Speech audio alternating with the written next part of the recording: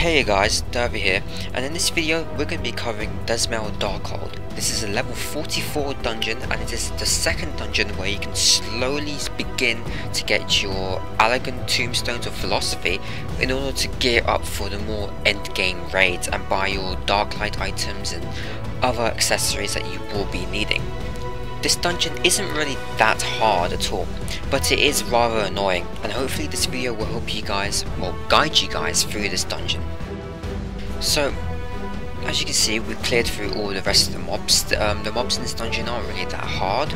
You just have to, just like any other dungeon that you previously faced, you just get the tank, take the aggro, and get the heals to heal, and the DPS just the DPS. Now in this video we actually skipped most of the mobs, and you can do this in a really cool way, and I will make a video covering on how you skip dungeon mobs and progress straight away into the boss. Now in this dungeon you can see that there is this flying eye, and this flying eye does repeatedly come back throughout the dungeon, just like in Stone Vigil with the dragon, and does do this like an AoE pulse which affects everybody, and to get around it you have to keep progressing through this dungeon. Now we went south, we took the path south, and there is a treasure chest here which grants us white vanity items that we can use, and hopefully we can use this in the Transmodify update, which will be coming in 2.1. Now we'll run back from where we came from, and we will take the path to the east and go down this slope. And as you can see, the boss, or the eye, the floating eye, does come back in this dungeon. Now you can see that there was originally like a blue AoE purpley Magitek mechanic that was situated on the top of the rock, and this is actually a gate, and what you need to do is have one person, preferably a major, to stand inside the Magitek Portal, and this will allow you to slowly progress through the dungeon. There are many gates and doors in this dungeon that you have to open, and they can only be opened by using these Magitek portals. And as you can see right there, there was an archway, and this is one of the gates or the doors that I was talking about. Now we're running to the next pack of mobs, and as you can see, that flying eye again came and used his AoE pulse. Now to avoid this pulse you have to run around the corner to where we were, so you don't get hit by the AoE. Now unfortunately in this part of the fight we accidentally lured too many of the monsters, and we did have a bit of difficulty trying to kill the monsters, but eventually we did get it done. So once you have burnt through all the mobs, there are two more Magitek terminals, and you have to have one person in each, and you have to stay in there for a certain amount of time, and they eventually do open up. You don't have to open them up at the same time, but as long as both of the terminals have counted down to 0, the door will open. Now we have progressed into the boss fight, the All-Seeing Eye. Now this boss fight is actually really easy. Many people have asked, how do you do the fight? Oh, the boss is always invulnerable, blah blah blah. It's really easy. The first thing you want to do is the tank to run in and grab aggro.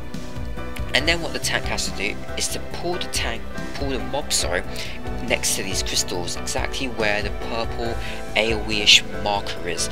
And once the All-Seeing Eye is within this range, you can then start damaging the boss. Over time though, the crystal's light will slowly decrease, and the boss will become invulnerable once again.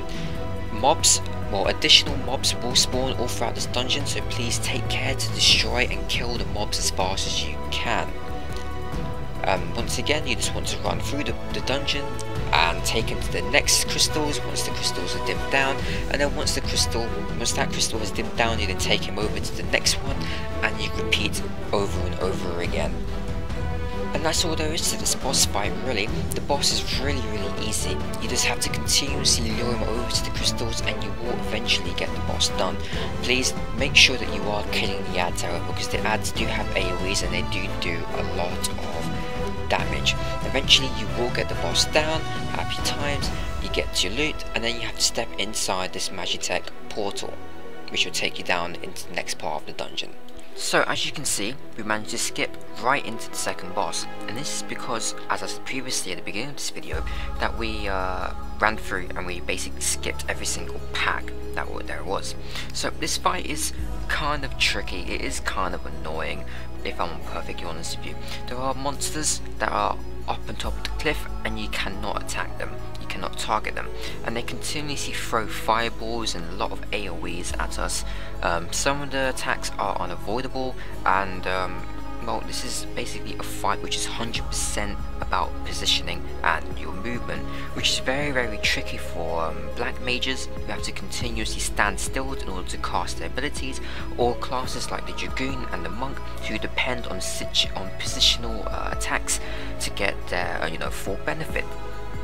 As you can see now, the AoEs are starting to come down really heavily, and it was rather tricky for me to move out and also use my heavy thrust to get that damage boost that I needed. And unfortunately I went down in this video, but it doesn't really matter, at least I can get the instant res from a friend of mine, and we continued on battling this monster. But as you can see, it is very tricky, and you have to be very aware of the fireballs and all the AoEs on the ground. And eventually you will get the boss done, and you get 2 treasure chests for completing this boss. So once you have defeated the boss, you will then want to go through that Magitek Portal, which will then take you through to the next stage, to the next level. Now, I made a mistake earlier on in this video saying that there won't be any more Magitek Portals after the second boss, and I'm mistaken, and I'm sorry. There are in fact 1 or 2 more Magitek Portals that you do have to clear before you can progress through the dungeon. So just take out this pack, and just like any other Magitek Portal, you want to go inside there and wait until the timer has dropped, or until the Magitek Portal has gone. So once you have defeated this pack, you'll then want to go through and deactivate the other Magitek Portal, which is also in this room. You want to make sure and be careful of the glowing crystals, because they do emit a rather large AoE around it, and it does cover up the Magitek crystal, so you do need to be a bit careful at this part. So just like before, me and my party have skipped all the mobs that were there, and we're now finally on the final boss. Now as you can see, there are 3 crystals around us: the northeast, northwest and southwest. Now each of these crystals give this boss a type of invulnerability.